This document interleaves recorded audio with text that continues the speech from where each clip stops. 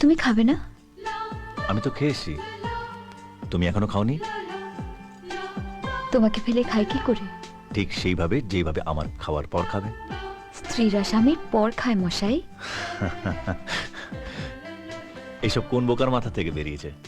আচ্ছা, এটা যদি ঠিক উল্টোটা হয়, স্বামীরা স্ত্রীর পর খাবে, ওই তারা তো সেটা করে না।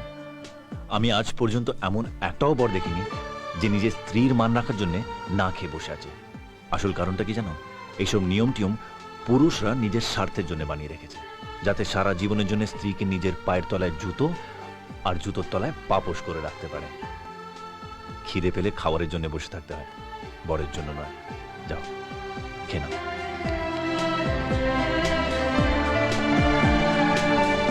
হাতটা দেখি, হাতটা দেখি।